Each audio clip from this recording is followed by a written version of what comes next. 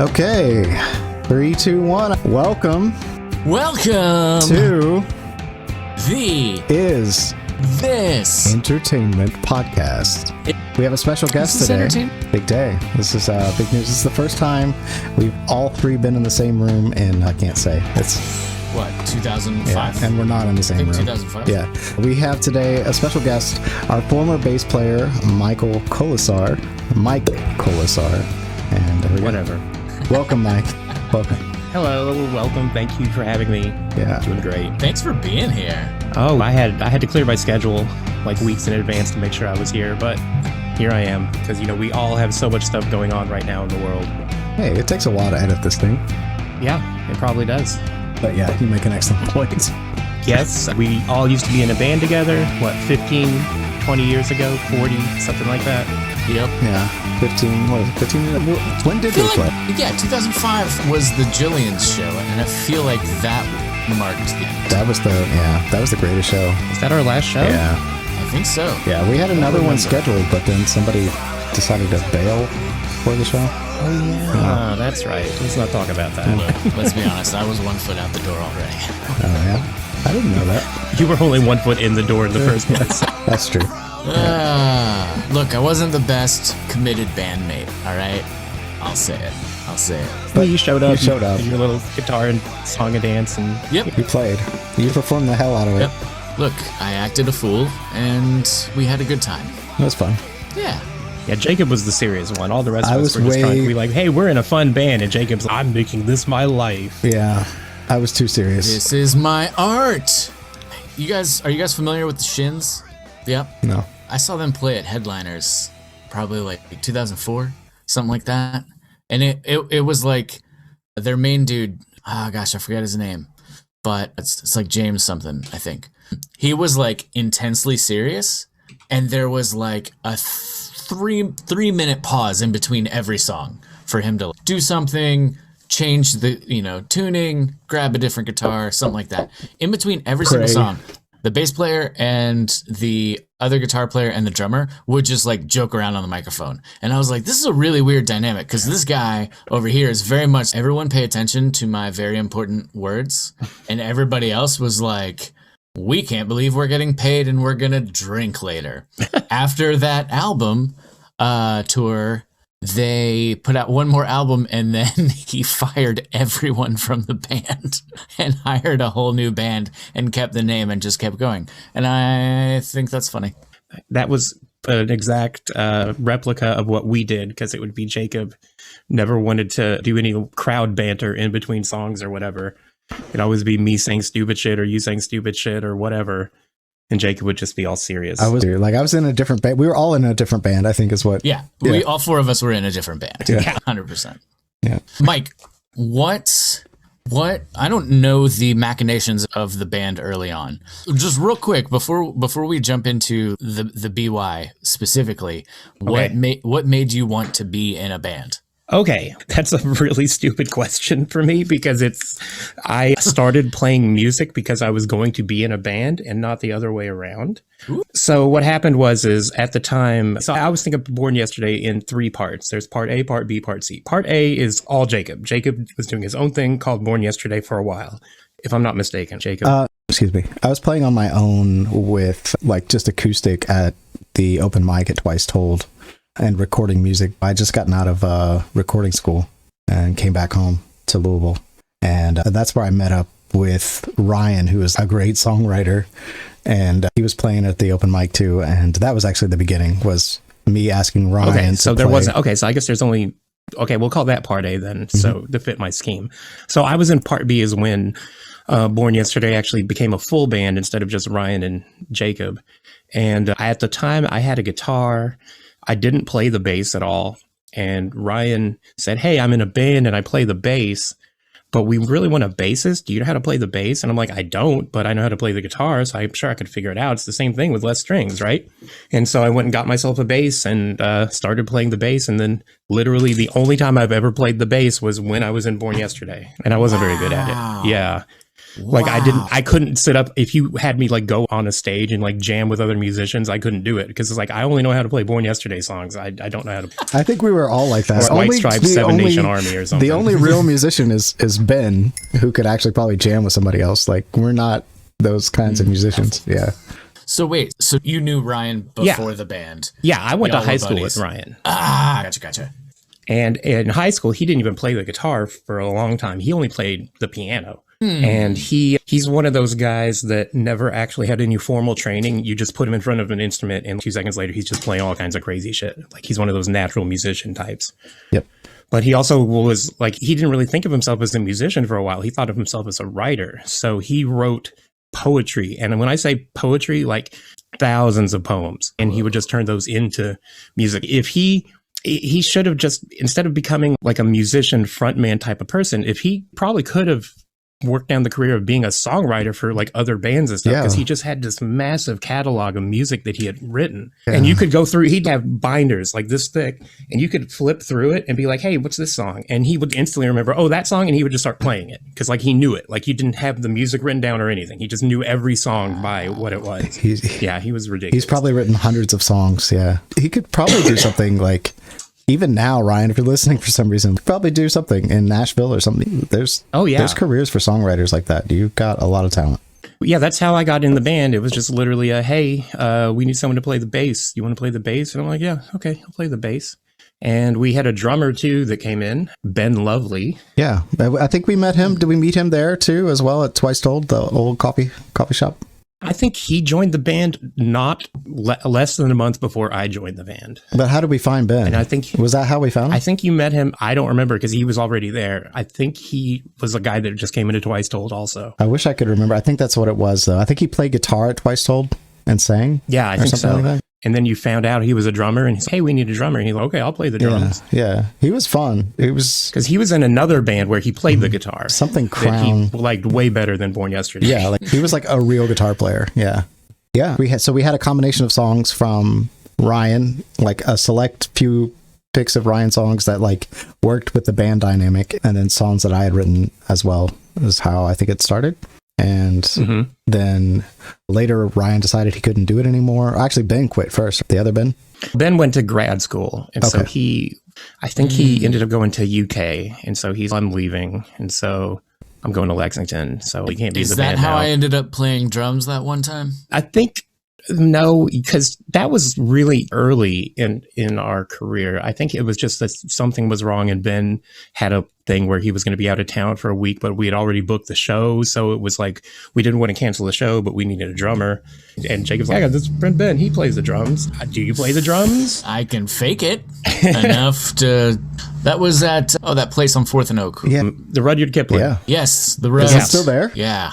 Is it still there, Ben? No, it's not. The building's still there, but it's not the Rudd anymore. Is it our? I think some like development people bought it, and we're gonna do some stuff, but I believe it's vacant. That place had a weird vibe about it. You remember? I always felt weird. I mean, it's literally the corner that has the highest crime. Is 4th and Oak. Okay. So some negative energy. Some weird around. dynamics. Yeah. Okay. Yeah, it's not. I wouldn't call that a super fun, safe neighborhood to be in. I always just felt really strange. Yeah, like I don't even really have words for it, but I don't know how. The building itself was pretty cool. I like because they had a little restaurant part and like a bar, and then they had the room with the music set up, and then they had another room over here. Yeah, it was a nice venue. It was just in a bad location. It was cool. Plus, just the dynamics of the restaurant bar vibe with whatever was happening in the performance. The business never knew exactly what it wanted to be, but I feel like that's also because it changed ownership like a handful of times. That makes sense. That's probably true because I feel like I think a lot of people would just go there to eat because it was mainly a restaurant, right? And it's like, why are people playing music over there? It's loud. I don't like this. Whatever food they served, I don't remember. Hummus. They had hummus. They had good drinks though. I remember their drinks being great. I've never met a bar with bad drinks to be honest. So just saying. I remember flying there. Yeah. So Ben left, and then pretty soon thereafter is when. I think I read the timeline. We had a replacement. We got Blackman to play drums. And then, Yeah, was Blackman and Ryan in the drum or in the band at the same yes. time? Yeah. Not for very long, though. No, and I don't know if that had anything to do with why Ryan left or if it was just me, like being a control freak or what. I think it was mostly you being a control That freak. makes sense. Yeah. I always felt bad about it. I felt really guilty about it later. I don't feel like Ryan really was super excited about the kind of music we were trying to play. He wanted to be more like folksy singer-songwriter, and he didn't want to play whatever kind of rock music. I guess I always call it alternative rock, but I feel like he wasn't as into the style of music we were trying to make. And that's part of the reason why he left. I don't know. I felt bad because I didn't support his music as much as I should have because he's super Right. talented and I really should have gave him more props for what he was doing and his contributions. So Ryan, if you're there, I appreciate you, man. That's all I'm saying. His songs rocked. Yeah. Yeah. They're great. Like even if like that wasn't his like main jam, yeah, like his stuff was fun. Yeah. I enjoyed playing Ryan songs more than mine. So that I remember from my perspective, I had gone off to college in Texas, and when I came back, Jacob was telling me like, "Oh, you got to sit in with us. We're doing some stuff. Maybe we could roll with 2 guitar players plus Jacob playing guitar as well." Yeah. I asked you Yeah. before Ryan even quit. I asked you, right? And I think we had even talked about it for a minute when I like played the drums that one time of, okay, maybe this would be like the way to like springboard into something Mm-hmm. where I joined up, and then, but I didn't want to step on Ryan's toes either. 'Cause you know, he's a good dude.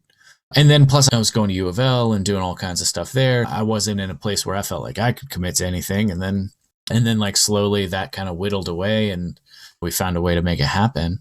But by then Ryan was gone. Well, it's weird. I remember having a rehearsal with some like random other drummer, Oh, yes. and he was only there for a day or two, I think. I but- remember that. I feel like Oh, we tried another that guy. guy was a drummer in another band that played, because I think Jacob and I think were working at Tech World at the time. Yeah. And this guy was in one of those bands, and Ben Lovely, I think, had said he was leaving because he was gonna leave like the town permanently, but in the between him leaving town and him leaving the band, he was gonna still play guitar for his other band for a couple of months.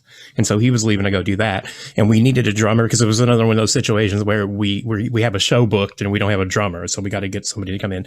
And the thing is, our songs are not ridiculously complicated play. It's not like we're Rush or Tool or anything like that where Right. we need crazy time signatures. yeah, exactly. Okay, all our songs are in like 7/16, so it's gonna be like, no, that's not like that. Our songs are all just, got a beat and you can, I guess, tap your feet, stuff like. Hey, there's a picture. That's that's Tech World.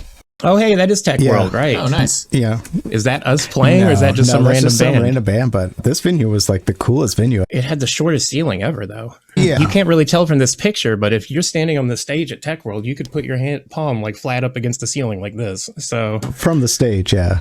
It was from the stage, it was all ages venue. it was an all. Yeah, They had beer.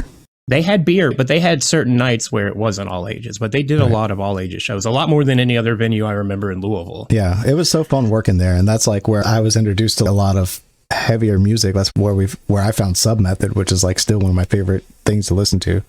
Oh yeah, that's right. Do you remember? A lot of national shows come through there. Like a lot of, it's like you said, it's like harder metal type stuff. So I didn't know. That's why I always Some of felt a them, little but- out of place there. Yeah. They had nights where I remember they would have like their punk nights, and then they would have their metal nights, and then they would have their just general rock nights. They had a lot of just regular metal though. And I remember, I'm not going to disparage anybody's music, but we had a lot of shows, Jacob and I, because Jacob would do the sound and I would run the light board, and it would just be 4 bands where every song was So, on that. And like they barrage of just all sounded noise. the same. Yeah. Yeah, it was just like a barrage of noise because they had a really decent sound system and it was loud too. Yeah. But they would come in and just be like, okay, we're called Death of Filth Death or whatever. And then it would just be like, "Roar," and I would just sit there on the light board and just like hit presets with my earplugs in, just kind of. What's sad is okay. some of that music is so technical. So like you would never know that they were playing like a million notes perfectly because it just comes out of the speakers as just white noise. And then here we come playing Waiting for the Rain. Exactly. I remember a long time ago, I went to, Ozfest, and some of the bands were like that. When you're at a giant arena or whatever. And the band I remember sounding exactly like that was Slipknot.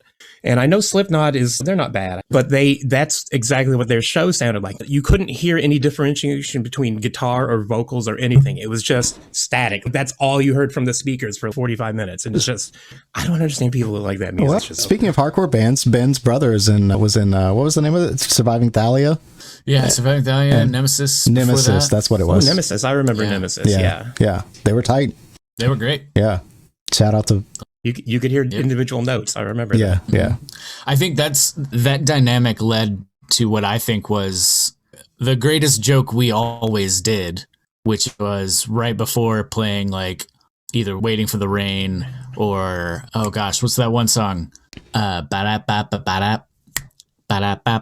Feel. Yeah. Where we would be like, this next song is called Disruption. Clean D chord. Yeah. There was a little bit of oomph, but yeah, we did.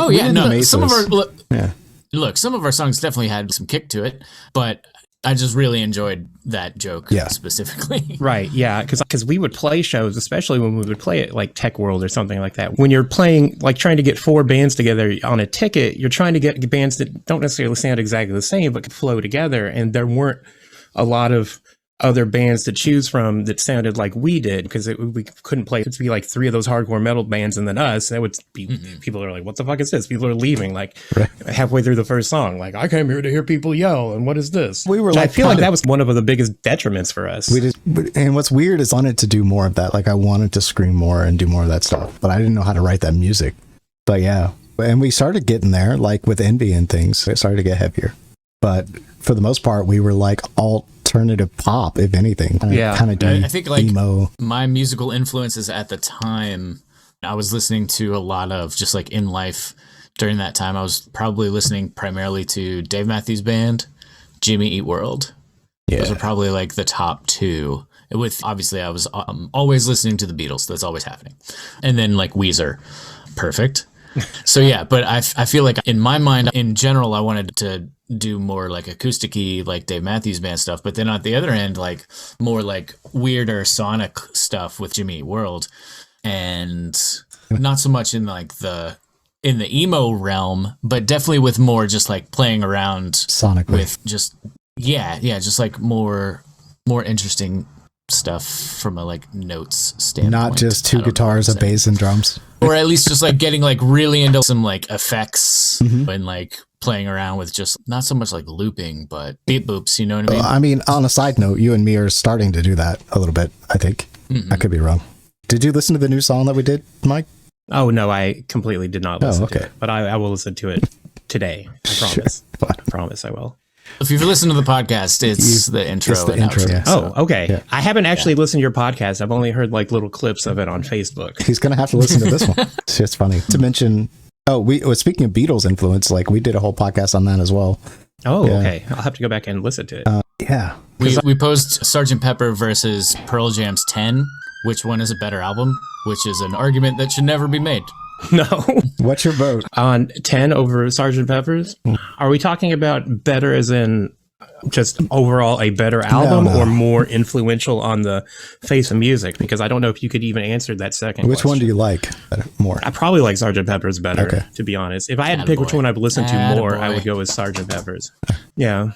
Not to say that, but yeah, you're trying to argue who's better, Michael Jordan or LeBron James there. It's hard to pick one, although people argue about it all the time. So, I don't know how common that argument is, but yeah. It's super common, but you don't do sports. So I meant Pearl Jam versus the Beatles. Oh, 10 versus Sgt. Pepper's? Yeah, I don't think I've ever had anybody ask me that specific question before. So that's why when I brought it up to Jacob, I was like, this will be a fun topic because it should be 10 versus Nevermind, or it should be like Sgt. Pepper versus Pet Sounds. But let's take 2 things that should not be put up against each other. So you should do a Nevermind versus Pet Sounds one now. Oh, God only knows. So you guys Pet Sounds is way more depressing than I was anticipating. I listened to it all the way through a couple of years ago for the first time in forever, and you're right, it's a sad bastard. I love it. It's so good. I was like, oh gosh, my Beach Boys knowledge, not there. So yeah, I had to go back probably 3-4 years ago, and I was like, I'm gonna make a conscious effort, and I listened to Pet Sounds all the way through a handful of times, just to really dive in, and it's so good. There's some real melancholy in there. Yeah, it's pretty rad. It's pretty rad. That was the number one takeaway when I heard it again. I was like, God, this is sad. This album is sad. And I haven't listened to it again. I haven't listened to those in forever, but you guys had some of the same influences when we were in the band together. That's probably true. The Jimmy, Mike, what are your top 3 influences? You had ever? Eat World. And Jimmy Eat World is number 1, my favorite band of all time. You did not know that? Yes. I had an inkling. We always did that. If you're listening. God, we did play that song, didn't we? Yeah, but then we would like transition into some other song. But part was the screaming of the whoa. Yeah, exactly. Yeah. If I could have joined like a Jimmy Eat World like tribute band at the time, I totally would have, because their songs are they're so good. They really are. And I've only seen them live one time in my life, and that makes me sad and I'll tell you about it real quick. It was at Bogart's up in Cincy, and it was the 10th anniversary Futures tour. And so this is more recent. It was more recent, yeah. So it was, God, like 6 or 7 years ago, maybe not even is that. Bogart still there, do you think? I don't see why they wouldn't be. They're one of the hot places in the region, yeah. aren't they? Well, it's a big room. I've been there for a couple of shows. We saw Green Wheel there one time. Yeah, we went together. Yeah. That was fun. They've got a big lower level, and then they've got like a big upper deck where you can stand that's got like a full bar and everything. It's a pretty decent sized venue. Okay. Would you say like Headliners? I'd say it's bigger than Headliners, but not by much. Maybe Headliners and a quarter. More along the line of the old Jillian's, probably about that big. So maybe a little bigger. I don't know. I can't really tell in my head. Spatial dimensions. Jillian's isn't there anymore? But they were awesome. Oh no, Jillian's, that building has been so many things, and now I don't know if they're even anything. That's the one in Louisville? Yeah, the one in Louisville. Yeah, it's Diamond's Pub. Oh, that's right. Yeah. Yep. Okay. Cool. But the other Diamonds is still there. The one in St. Matthews, I think. So why do you think you like Jimmy Eat World so much? You know what? I don't know. It's hard to imagine. Like, music clicks with me. Like, I'm not a super deep listener with music. Like, I'm not looking for music to make me feel well, you always look for music to make you feel a certain way, but I'm not like looking for super deep meaning behind lyrics.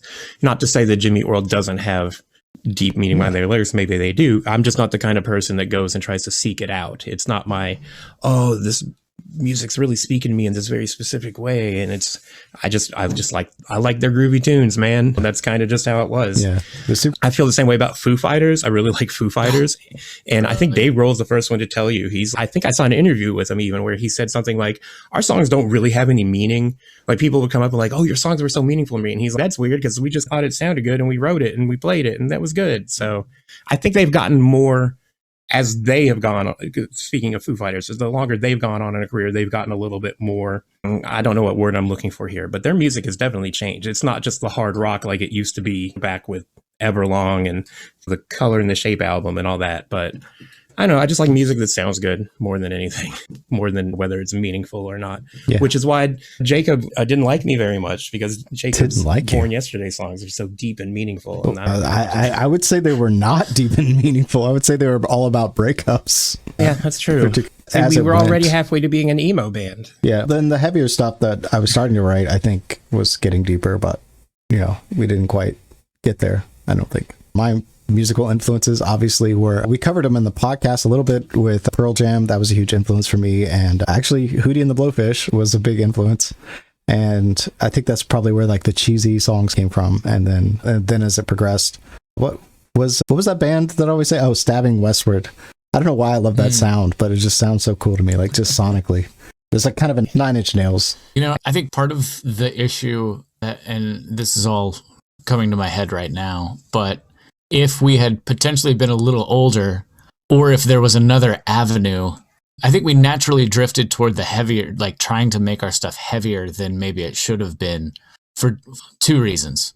One, playing at Tech World, and that being the place where the all ages shows, and early on, because I feel like as Tech World drifted, we started playing the Twice Told out in Oldham County more, and I feel like our pop alternative vibe was more appreciated out there. And then I think Ryan's writing style, with like how fantastical it was, also lent itself to maybe having a harder edge to it. in that fantasy metal kind of way. Yeah. Like it's not full blown like hero's journey songs, but it's some of that stuff was like Epic. yeah, epic in nature. Had some of those things not been there, would we have drifted toward more of that Foo Fighters or yeah. And then once we stopped playing, then emo came in real hard. So, you know, that's when you started to get like after? Dashboard. Yeah, we were almost on the verge of being emo trendsetters, but we just didn't quite get there. We weren't pretty enough. No. Right. Just hands down. Oh. And our drummer wanted to be in a punk band. Basically, yeah. True story. All four of us were in different bands. It sounds like you two could have been in the same band. We were, as far as goofy people go, Mike and I were, I think, more closely aligned. We could have been in like Bare Naked Ladies together or something. Yes. Yeah, definitely. I just remember there was a couple of times where I would just be jumping around like an absolute fool in the middle of a song. And then afterward, Jacob would be like, dude, you know that song's about like death or suicide or something like that. I'm up there like smiling and jumping around and stuff. And then I'm like, oh, my vibe did not fit where that went. We didn't have a very contained image as a band. Not we were at all all. just all over the place. Yeah. If we would have just had this meeting before we started the band, I think we'd been a lot better. Yeah. Yeah. Let's go back in Let's time, go back 20 15. years. And We could figure out what we wanted to do. Oh, speaking of music, what are you listening to now? Same? yeah, I just listen to the same stuff. Oh, God, if I had to pick, I couldn't even name a newer band that I'm listening to. I listen to DJX a lot in the car because my daughter really likes it. So I hear newer popper, like top 40 type stuff all the time, but I couldn't identify any of the bands or anything like that. I'm just like, okay, this is fine. On my own, I'd listen to, I have a Spotify playlist I call Ultimix, and it's got a couple thousand songs on it, and it's stuff from the 90s, it's stuff from the 80s, it's stuff from now, from the 2000s. It's just an amalgamation of shit. And it's 95% stuff I've listened to my entire life. And that's just my go-to Spotify list. So I don't really if you listen to want to anything hear new. Mike's Spotify playlist, just type in Ultimix. Is that Well, I'll coming have up? to share it. I don't think I have it shared, but I'll make that available. Yeah. It public. And I'll tweet it. I'll tweet it out on my Tweet Twitter, it because your Twitter there is fake coleslaw, one word. There you go. And then people can listen to your playlist.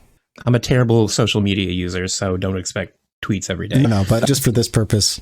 Yeah. And then to Ben, you were saying, what are you listening to these days? Okay, so let's see. At this point, for me it takes a lot to introduce a new band or a new album into the mix and have it stick. In the last couple of years, Derek and the Dominoes, Layla and other assorted songs, I think is technically what the album's called. It is so depressing. And it's basically the album he wrote for George Harrison's wife to try to convince her to leave George Harrison and get with him. That's That's wild. depressing. It's the most 20-something-year-old in love with his best friend's wife, like rip your heart out and be like, but will you love me? And it's just, yeah. It sounds to me like that should only be one song at the most, and this guy. Yeah, and no, now it's an definitely, album. I'm going to fly down to Miami and put this band together and do this album and then like party and be sad about the situation. So that album is one that I just I've known about it growing up and had never listened to it from beginning to end until a couple of years ago. And I was like, wow. So any new music or just Dirty Projectors. Dirty Projectors? You heard it? Dirty Projectors. You heard it here? Oh, they've been around a long time. Oh, But they started to get popular, I feel like around like 2010 in the like Brooklyn area. It's like alternative-ish. No, it's more like indie rock. They used to have these two vocalists. So it's mainly this one dude, and he plays guitar and sings. He's a very interesting guitar player. There's like a staccato kind of nature to his guitar playing that's really interesting. And he had these two vocalists who, these ladies were amazing. They were on, The Roots picked him up and put him on one of their songs for one of their albums in like 2012, Oh, that's something cool. like that. So their two voices plus his, and then they had a third voice of this lady who was playing keyboards, and just like the mixture of all their voices was great. So they put out an album called Bit Orca around 2010. That's awesome. And then about 6 months to a year later, they put out like an EP with Bjork called Mount Wittenberg Orca that is phenomenally good. It's so good. It's weird though. Like, you have to listen to Bit Orca first to get a sense of what's going on, and then listen to Mount Wittenberg. It's like a concept. It's basically like that EP was written for a like specific kind of event to save the whales or some crap. And so it was more of it was put together for this live thing, and then they were like, let's just record it too. And or at least that's how I think the story went. Okay. Those two ladies have since left the band, and there's some new vocalists in, but the dude's obviously still there, and their new stuff, it rocks too. Like, it's vocally very interesting. It's a lot of fun. Cool. Yeah. And then Beatles, Radiohead, Allman Brothers, and occasionally a little John Coltrane. Okay. So like you guys are like Love Supreme, love Supreme, listening to the same music, right? I'm not listening to Coltrane. Well, okay. I don't know. Like, I don't listen to music that often, but like I've been listening to like even harder stuff like Tool and Breaking Benjamin recently, like a lot.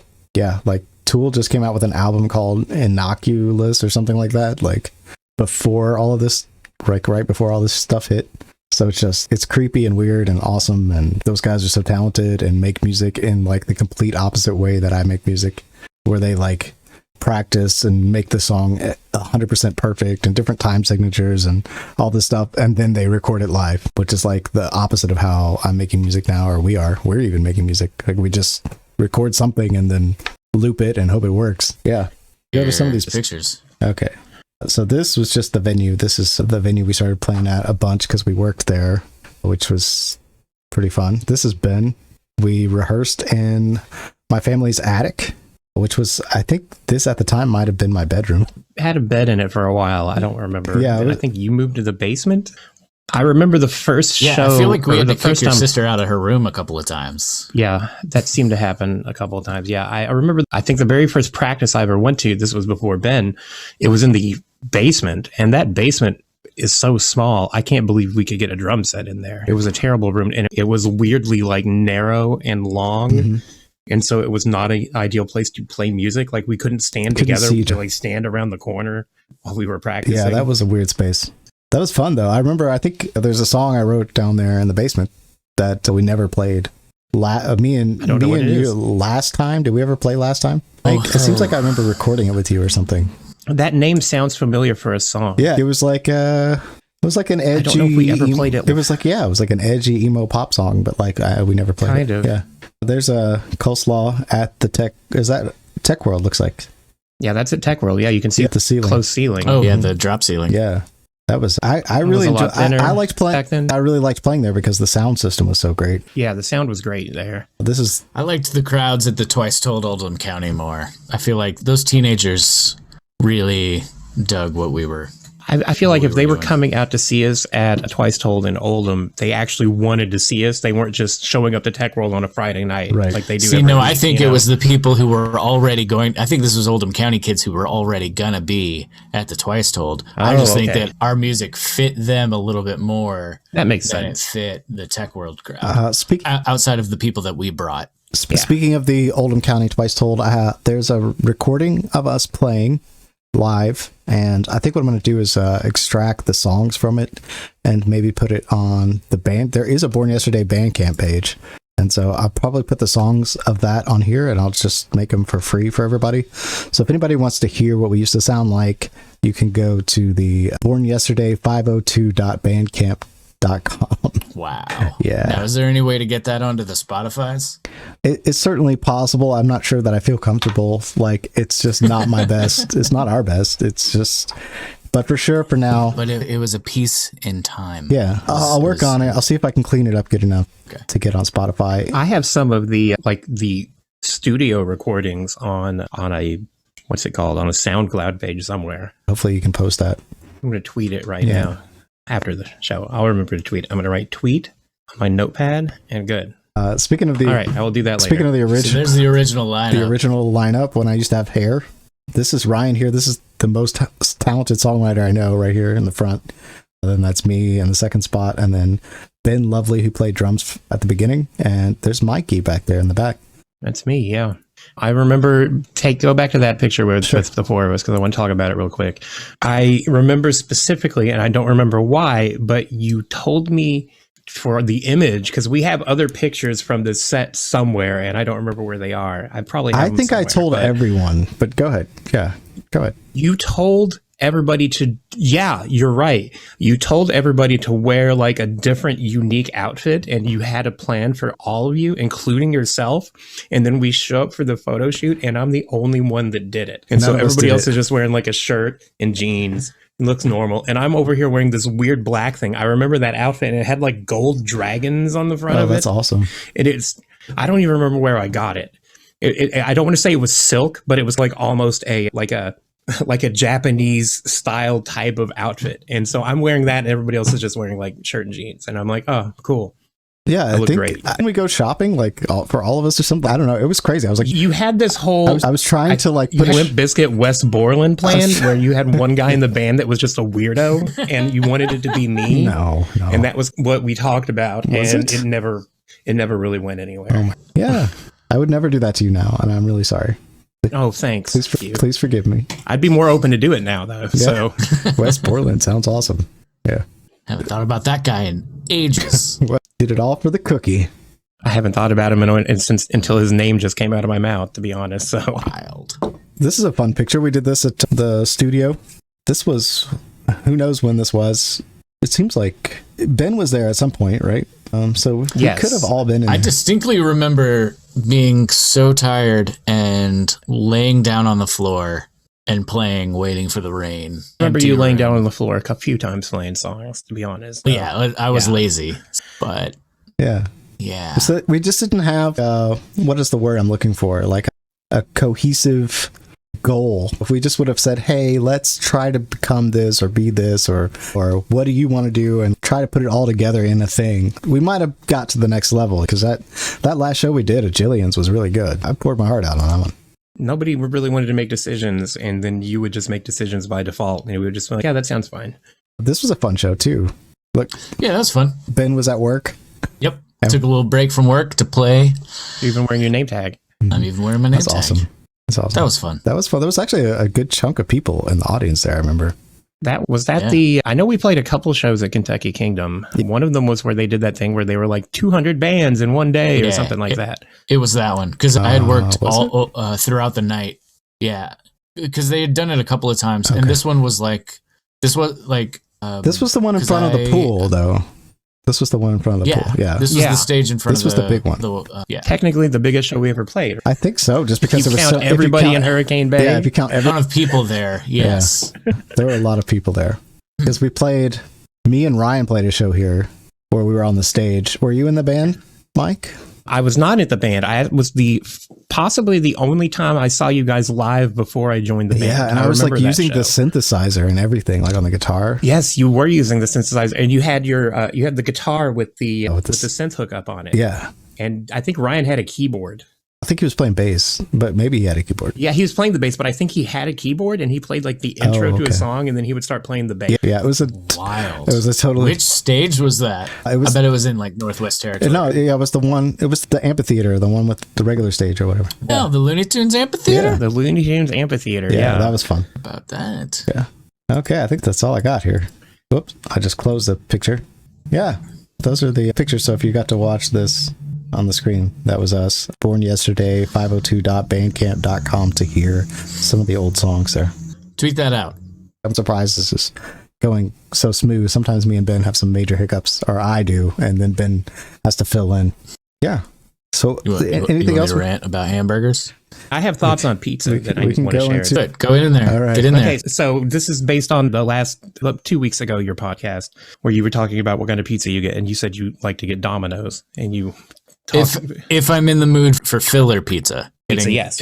If I'm getting filler pizza, it's going to be Domino's. I just wanted to point out that Domino's is also my favorite filler pizza place. I hate Papa John's. Papa John's is garbage. It's hot garbage. I know I'm in Louisville and we're supposed to love Papa John's because it's everywhere, but it's crap. It was great 20 years ago, 25 years ago when I was a kid. Now it's just the cheese is gross and the sauce is gross and the crust has never been up to par. It had weird smell. It used to be decent filler pizza though. Like you could eat a Papa John's and be like, this is okay. And now it's so bad. It's so bad. And I hope Papa John's doesn't listen to me like, cancel these guys. But no, I don't like it. I'd much rather have Domino's. Papa John's has their own problems right now. They got a red light flashing on the phone. People are talking about us on a podcast. So let's take care of them. Yeah, they do have their own problems right now. I worked with a girl who, a few years ago, I'm not going to go into too many details. I worked with a girl who was friends with one of Papa John's children. And basically, every story you've heard about him just being a douche, 100% true. He's just a dickbag. I was heard that. And I'm like, okay, cool. Good to know. So in summation, don't eat Papa John's. Go get Domino's instead. Pizza Hut's okay. You have to be in a mood for Pizza Hut. If we're going to have this if we're going to have this conversation, I have to insert the greatest pizza that me and my wife just found recently is this place called Cole's. It's very fancy. Oh yes, the Cole's. Oh my god. Yeah, the brick pizza. Oh dude, it's like fine dining on a pizza. It's amazing. Really? Yeah. I've never heard of this place. Where is it? They're like a Blaze kind of deal. No, it's literally fine dining on a pizza. Yeah. Oh, so it's like caviar and lobster pizza. Yeah, it's some good stuff. It's really great. Just so we're all clear, this is Coals, right? Yes, not the department store. Oh, I wrote down Coles, COLE. So Coles, like fire burning coals. Yeah, it is top notch. Shout out to you guys. Thank you for making such good pizza. I wish they were bigger. They're small, but they're definitely delicious. Ben mentioned local places. He likes Impellizzeri's, which Impellizzeri's is not my favorite place, but they're pretty good. My favorite local is Zaz on Bardstown Road. Yeah. We were looking for a new pizza place a few weeks ago, and I'd had them before, and I was like, let's get Zaz, and we got it, and we were just all, oh god, this is so good. So Zaz is our go-to non-local place. It's a New York style, right? Yeah, I mean, no, I wouldn't call it New York style. It's just, I don't know what to call it. I just call it normal pizza. Yeah, it's not that much different from Impellizzeri's. Yeah. Yeah, it's just not too thick, not too thin, not too big, not too small, just Zaz. Yeah. I'll tell you what, Boom Baz is they're climbing up the ladder there. I'll have to I haven't bought in a while because I always thought they were a little too expensive. Like they're a little pricier than other places, and I'm a cheapskate. Mm-hmm. And it was cool to go there when they have the tap house and you could get the good beer to go with the pizza. Mm-hmm. But as far as ordering it to go, they're not what I want. I mean, eventually the world's going to open up and we can go to a restaurant. I'll probably go to Boom Baz, but they're not on my list. Not on your carry out. Jets. Jets is one of my favorite places. No. Jets is fantastic. I can't. The 8 corner. Jets is fantastic. The thick Detroit style. Okay, it's not that Jets doesn't taste bad, but the fact that they charge extra for certain toppings is totally weird to me and upsets me. Every time, because I'm like, oh, a lot of places do that. That pizza's $15, but yeah, they charge per topping. But also, if it's like chicken, it's extra in addition to the per topping. So it's like double upcharge. When I was at Sky Zone, Jets was our pizza provider for the last 2 years. So every birthday party would come with pizza, so there was just constantly Jets pizza coming in and out, and then you have a party that doesn't show up, but then their pizza shows up, and then somebody's got to eat this thing out of Jets pizza, which the prior 2 years it had been Papa John's, so I did eat a fair amount of Papa John's, but Jets was such an upgrade. Yeah. Oh yeah. It reheats so much better. Reheats so much better than Papa John's. Yeah, it's so. I mean, it's good. Don't get me wrong. I just wish they would just average their. We only got cheese or pepperoni. Yeah. Why can't they average the cost of their? So no premium ingredients. Little kids aren't getting artichokes on their pizza or whatever. Right. You know what I'm saying? The difference between a certain, even sausage, I think was a premium ingredient. I'm not sure, but it just seemed like half of their ingredients were premium. So it was like a double upcharge. Why can't they just average it? Do you know what I mean? Is that hard? And you got to make your money. I think I had one more pizza note, and that is I do not like Chicago style pizza at all. I'll eat it. It's because it's still pizza. I hate it's offensive that you have to use a knife and a fork to me. Like a piece of pizza you should be able to hold and eat. That's the whole point of pizza. And so when it becomes a sit down weird casserole meal, I don't want to have to deal with it. Now, I will say though, I've never actually been to Chicago. So I've never had real Chicago style pizza from one of the famous Chicago places. Talking like Uno's or something. Yeah, something like that. Is that where we went? Where did we go, Mike? A couple of times. pizza place. Uno's? There used to be an Uno's in Fern Creek. I don't know if there are any. Where did we around go here eat anymore. pizza that was like deep dish? I've eaten so much pizza in my life, I have no idea what you're talking about. It's that place on Westport Road over by Tinseltown. Oh, Old Chicago, yeah. Oh, yeah. It's a little salty, greasy, but it's good. I don't remember if I've ever had pizza from there, though, because I would always get, they had these little pepperoni popper bite things, Yeah, and then those I are would get lasagna. Yeah. I don't know. Pizza's all right. It's all right. You can, so there's a place called Lou Malnati's, right? They're in Chicago. Mhm. And you can literally have them mail you a pizza. What? Yeah, it comes frozen and then you just pop it in the oven. It's pretty rad. I got the sausage, and it's literally, if this is the pie, there's just one giant sausage patty that's like that big. And so it's just like big sausage patty, crust, and then they just put all the stuff on top of it. Pretty rad. Pretty rad. All right, Now it's also like, it's also $60 to have them send you this pizza. I was going to say, So, like, where's the other shoe here? yeah, there's definitely another shoe to drop. So we could but- get it in the mail, like official Chicago style pizza. Yeah. That's awesome. Yes. That sounds like a good idea for a future podcast where everybody tastes the Lou Malnati's sausage hockey puck pizza. Why not? All right, Jacob's gone. This is something I always felt Jacob could appreciate is a lot of modern recording techniques were first done by the Beatles and done by like the Beach Boys and stuff like that. You didn't have digital processing or anything like that. It was called tape. They were literally like pulling on the audio tape to create sound effects and stuff like that. They were slowing down takes to make it fit the right key. Because it's Strawberry Fields, where the first half of the song is in one key and the other half of the song is in another key, and they had to speed one up and slow the other down to put them in the same key. Brilliant. Nobody was doing that shit at the time, or maybe everybody was, and the Beatles were just the ones everybody remembers. I read Jeff Emmerich's book called Here, There, and Everywhere.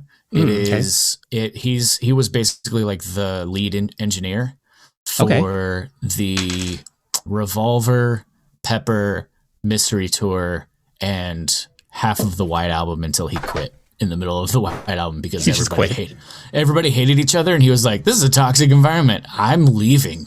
But yeah, great book, highly recommend. Okay. Jacob, I recommend to you as well, if you're in a reading mood, read Here, There, and Everywhere by Jeff Emmerich. Fiction? He was the nonfiction. He was the lead engineer for the Beatles during like the most productive, most important albums. And it's a lot of just like him going into some of the weird recording techniques that they used. That's awesome. Yeah. To make interesting sounds. Like, I won't remember, so I'm going to go ahead and save it. I'm going to go ahead and get it. Jeff Emmerich? How do you spell it? Geof, British Jeff, Emerick, I believe. Yeah. At one point, John Lennon comes in and he says, I want my voice to sound like a monk on a mountaintop.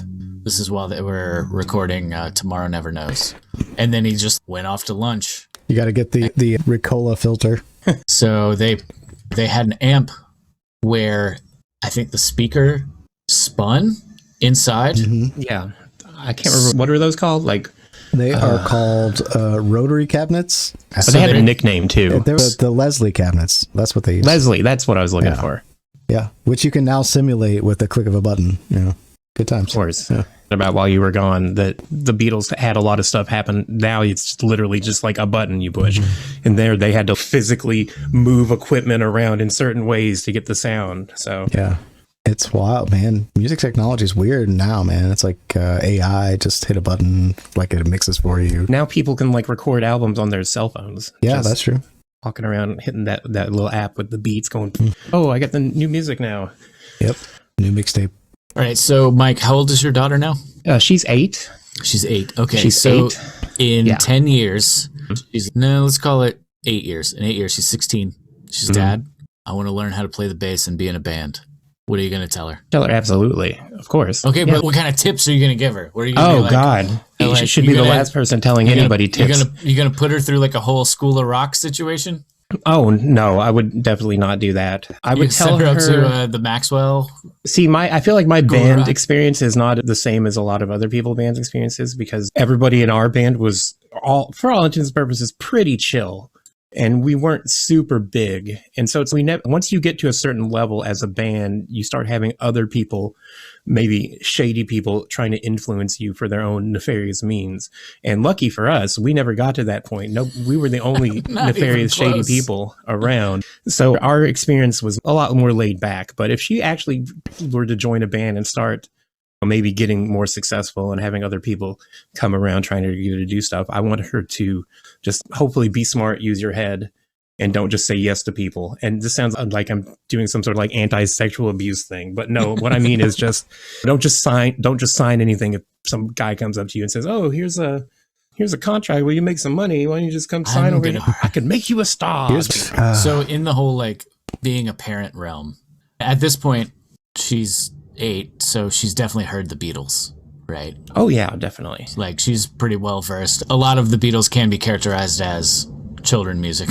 You get like All Together Now, which is 1, 2, 3, 4, So at what point do you go from, all right, this is just music that plays in the house or whatever, to, okay, now we're going to sit down and we're going to listen to Revolver from beginning to end? I think she's probably at least a few years off of that because she's very, I think what word? She's flighty.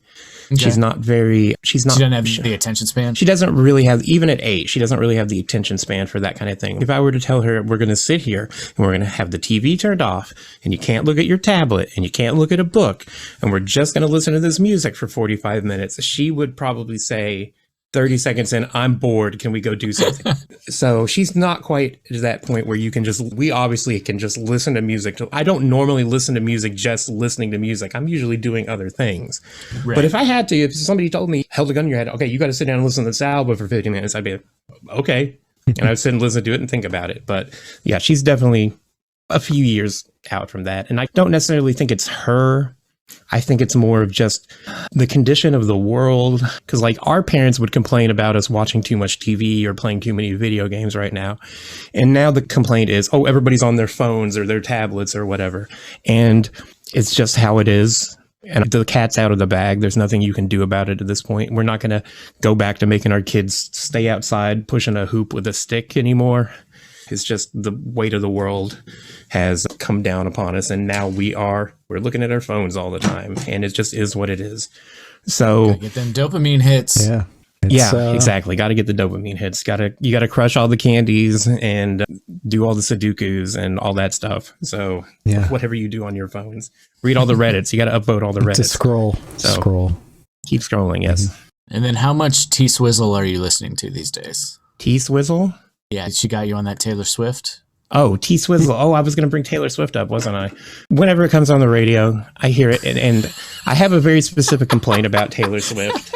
Just the way you just sank into it. Oh, I got a thing to talk about with Taylor Swift. Yeah. So I don't really have a problem with Taylor Swift as a musical artist. If you think about her as just like another person on the radio, she makes her music. It's very poppy. It's top 40 stuff. She has hits. They're number 1, whatever. If you think about it like that, Taylor Swift is fine.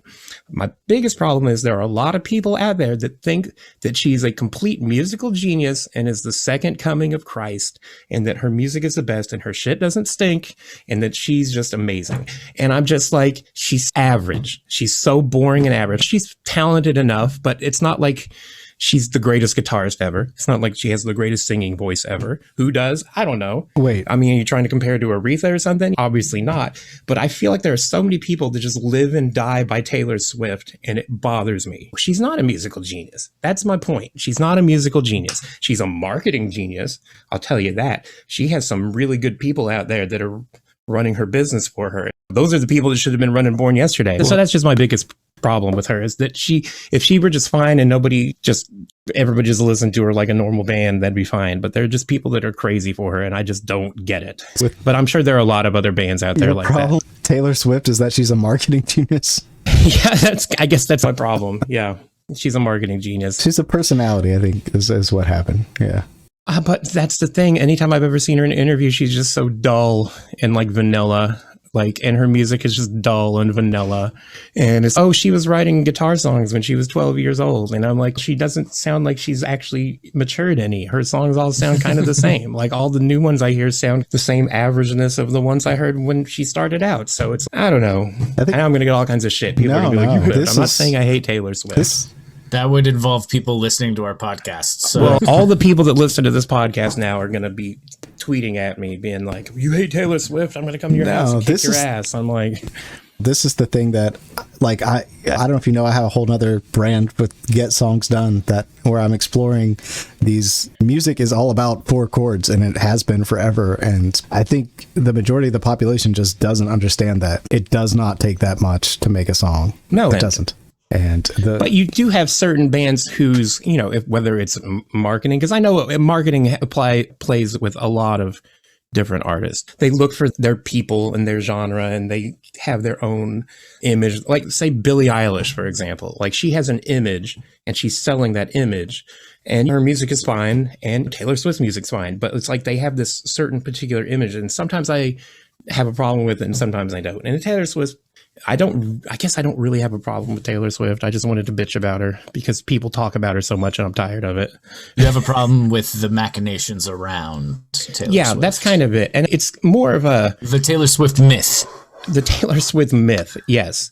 Like, the idea that she is doing anything special is the myth. The myth is that anybody could probably write songs with her quality, play music and her quality, but they don't have the marketing engine propping them up to become. And so this is less of a Taylor Swift problem and more of a pop music in general kind of thing. It's gotten a lot better recently because with the way music is distributed on the internet, now you have artists that can go off. They don't need a label anymore. They can just go off and do their own thing and still somehow find their own following and find their audience. This is something everybody knows. For decades throughout music history, it didn't work like that. You had to get some guy to like you and play you on the radio. Otherwise, nobody would have any idea who you were. And luckily, we're pulling away from that. But you still have that kind of archaic bones of the music industry doing their Taylor Swifts or doing their, I don't know, any marketing. It's just a marketing product. I don't know. I'm just rambling. It's back in his house for months. Anybody can make music, Ben, and it's what makes I think the music different is like the vibe, the lyrics, and then it would be the branding. And so it's not that complicated. What do you think about this, Ben? Me? Yeah. Oh man, the world is such a different place now. Nobody's gonna get on MTV, play their video, and have the world recognize them as on it. Like, who are even the gatekeepers anymore? Gosh. Yeah, it's almost like somebody else famous in that arena has to basically like tweet about you and say, I'm listening to this and it's really good.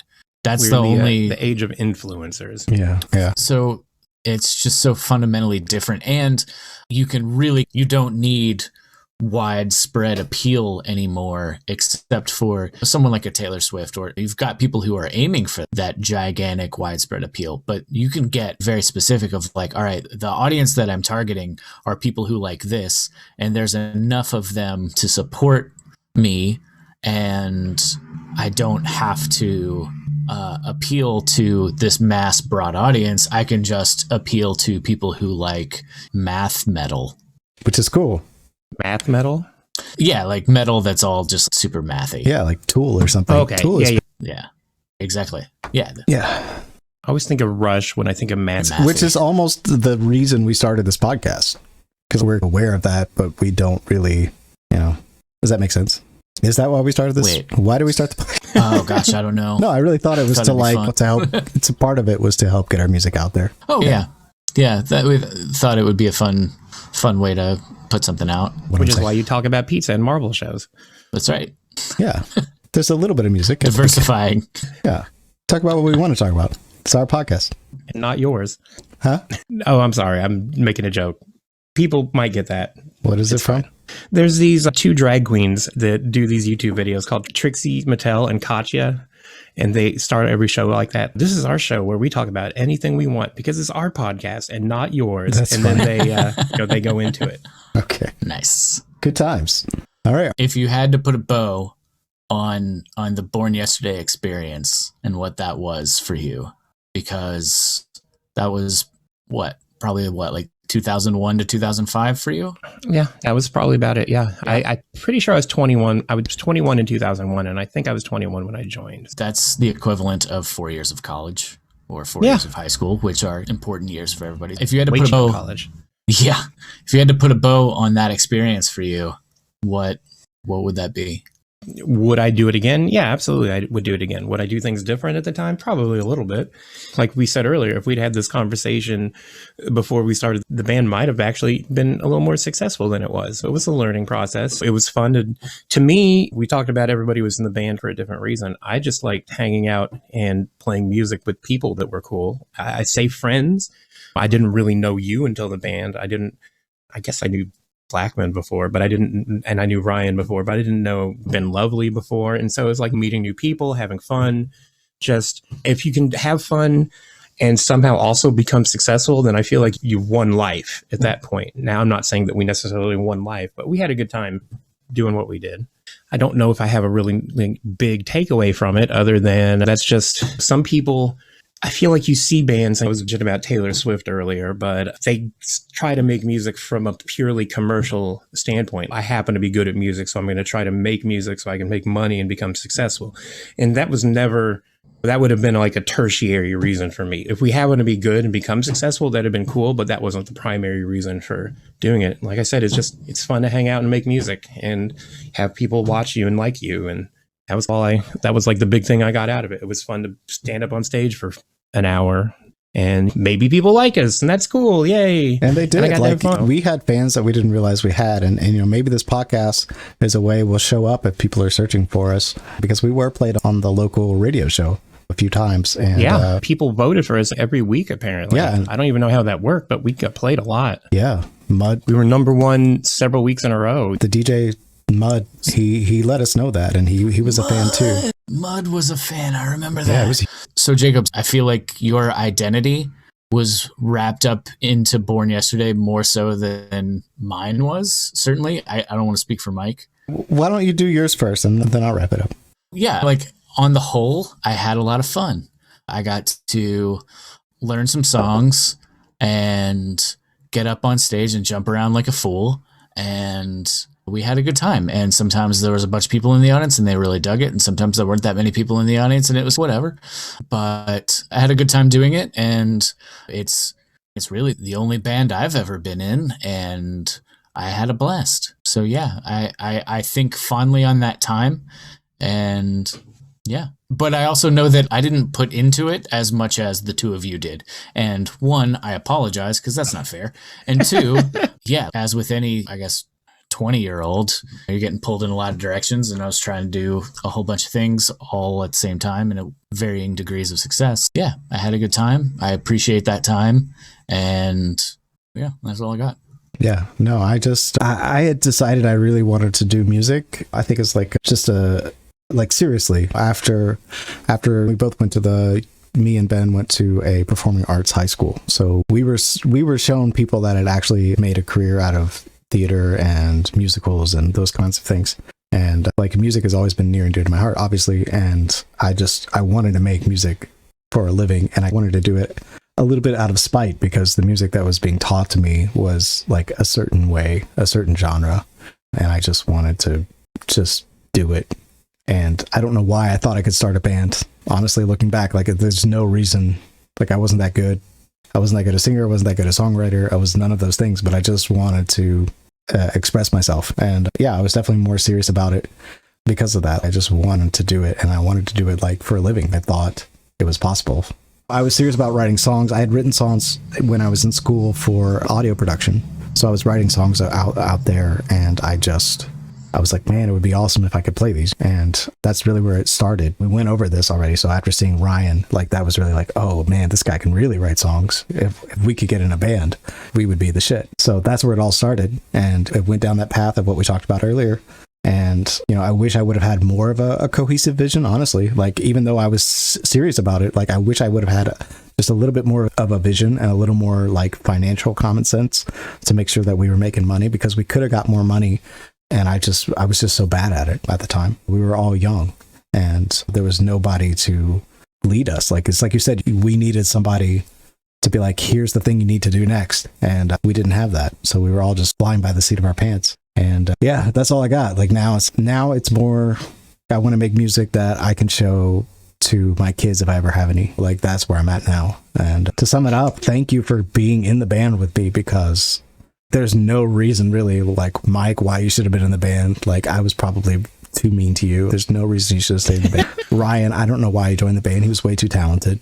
Ben, you've got the most stage presence and the most, like, fun vibe. Like, you were just too cool. Honestly, you were too cool to be in the band. So, like, you guys really, even though we weren't, like, a cohesive unit, like, you guys were the band, and I just appreciate that. And it was a great time. It was really, like, the funnest time. Some of the best moments were playing on those stages. So that's all I got. Awesome. Jacob just said something so heartfelt. Now we don't know what to say to him about it. I know, right? That was... You asked. See, I got serious. This was the problem. I was serious on the band, and you guys weren't as serious. That was the problem. It's just, yeah. We had a naked drummer. We did have. We did. Yeah, that was weird. He was in a punk band. I don't know why he wanted to do that, and I don't even want to ask. Okay, let's be honest. Jason was buff. Okay. Yeah. So he was buff. So if you got it, drummers sweat. Yeah, it's hot. You think about on stage how we were hot. That's a lot of, and he's playing. You know. Yeah. And yeah, shout out to Jason too, because we couldn't have done it without him either. Definitely. Mike, you got anything to plug? That would be great. Let's see. I'm not currently working on any projects. I'm not writing anything. I don't have a blog. I'm not on any other podcasts, and I'm not creating anything. So no, I checked my list. No, I don't have anything to plug. But if I do have something to plug, I'll definitely come back on and plug it. Shout out to fatherhood. Yeah, doing that. Yeah. I do the dishes a lot, and I do cook meals. What's your go-to? What's your, like, oh, you're making this tonight? Mike's lasagna is the bomb. I've had that. Homemade. Oh, it's funny you mentioned that. Lasagna is really good, and I made it 2 nights ago, and I still have a little bit in the fridge. I'm probably going to eat some of that here. It's nothing special. It's just lasagna, but I'm pretty good at it. It's pretty damn good. Did you? I play a game called EVE Online. A lot of people do, and I don't really have much to say about it. Maybe at some point I would talk about it in the future, but yeah, I don't really have anything to say about it. It's a spaceship game. It's an MMO with spaceships. The interesting thing about it as a game is the majority of the content is player created, as opposed to World of Warcraft. You go and you fight a raid monster, and everybody's fighting the same raid monster, and there's a story and all that. Here you have like giant player controlled factions that are fighting wars with each other. So all of the metagaming has to do with actual people, as opposed to worried about how to kill a boss. So that's what makes it interesting. There's currently a major war going on right now between 2 of the largest factions ever assembled in the game. One of them are the Goon Swarm, and then the other group is called Pappy, which is a coalition of several different alliances, including my alliance, which is called Test Alliance Please Ignore. And we're fighting these giant spaceship battles. If you Google it, you'll see all the news stories about it. I could provide links later. Just email me. I love how you were like, look, guys, I don't want to get into it. And then I just 3 solid minutes of just condensed information. That was, my goodness. That was rad. It's like literal. Well, the detail. There's a lot more details on it. I didn't want to get into it, but I wanted to give a broad overview. So yeah. It's very time consuming. Have you watched the Mythic Quest TV show? Mythic Quest? No, Mythic I have not. It's on the Apple TV. I won't see it. It's no Apple here. It's Rob McElhaney from It's Always Sunny. Oh, yes. I need to write that down so I don't forget it. I saw like a trailer for it or something, and I was like, oh my God, that looks great. Yeah, it is well worth your time. We don't watch a lot of current TV. We've been binging old TV shows. We've been watching the Mary Tyler Moore Show. Ooh. Which I seem to remember being a lot better when I was a kid. It's very dated because it takes place in the early 70s, and just the way women are portrayed and the way interactions between people are and the way the jobs are and stuff like that. It seems very antiquated. Wild. Yeah. Yeah. I will tell you, though, the most recent thing I've watched, and if you guys haven't seen it yet, it's The Queen's Gambit on Netflix. I love it. It's really good. I can't get Ben to watch it for some reason. You haven't seen it? But good. I've heard nothing. You can't get Ben to watch it? Look, it's on the list. It's on the list. We just Okay. haven't gotten to the list Well, yet. then I two still haven't people even telling watched you. True Detective Season 3. Yeah, skip that. I'm a little behind. Yeah. I understand. I still haven't watched Breaking Bad Season 4, so... Never saw the Breaking Bad. I always get to a point on it where, and I guess I'm going to go into a little bit of spoilers. There's a part in it where Walt finds out that his wife is cheating on him for the very first time. Scandal. I know. And at that point in the show, that show is just, I like to watch TV to relax. But when you watch a show like Breaking Bad, you can't relax because everything is crazy and everyone's on the edge of their seat. And you're just like, and so I get to a point where I've been watching that show and I'm just like, I can't handle this anymore. I'm just going to watch The Office again for the 50th time. That's what happened to me with Breaking Bad. And there's a lot of shows that are out there that are a lot more intense and a lot more realistic. And I'm like, that's no, not why I'm you going to watch Cheers, yeah, TV. Friends or something. I need to go back and rewatch Cheers. Yeah, that's on the list. Yeah, Cheers. Yeah, Cheers is me. I haven't Cheers. binged it. It's on Netflix, I believe. I think it is, yeah. It's on somewhere. Because even before the lockdown, we weren't going out and doing a lot of things. We're older and we have a kid. And our entertainment budget, instead of spending money to go out to clubbing and going out to bars and stuff like that, we would just stay at home. And so I pay for Netflix, Hulu, and Amazon Prime. And that's what we do for entertainment. We sit and watch TV. So and I think a lot of people do that, maybe even like closer to our age and younger or older, whatever. Just give me a show and I'll at least try to pretend I'm going to watch it. We're watching Mary Tyler Moore right now, but we don't really have anything queued up after that to watch. So any suggestions is people tell me to watch things and I keep writing them on my list and eventually I'll get to them. Yeah, we're doing the WandaVision. We got a list on the fridge. Yeah. Oh yeah, WandaVision, Yep. I heard was good. WandaVision's great. We're not big comic book people. Like I used to work at a comic book shop when I was a kid, and now I don't care anymore. I don't care about the Marvel universe. There's too much out there now. Especially, there's too much out there. The last Marvel movie I've seen has probably been Iron Man 2. Ways to catch up. Wow. Yeah. You're 28 movies behind, friend. Yes, exactly. Because I remember I put on the Avengers and I hadn't watched any, like I said, I've seen Iron Man 1, Iron Man 2, and that might be it. I don't even think I've seen the first Captain America or anything. Right. And I turned on the Avengers and I got about 45 minutes into that movie and I was just like, I'm so lost. I don't know who any of these people are. I don't know what any of them are doing. I don't know what the goal is. What am I doing here? It's people and like they're fighting each other. And I'm like, why are they fighting? I have no idea. So I just turned it off. And I think that was probably the last time I watched anything Marvel. Yeah. I think it's worth it. They're good, highly produced movies. They're all entertaining. Oh, yeah. No, I'm sure they're all great. Yeah. And one of these days I might get around to watching them, but I just haven't. Hey, not in the mood, you're not in the mood. Not in the mood, you're not in the mood, yeah. Like I just binged like four of those movies. Yeah. What were you saying, Ben?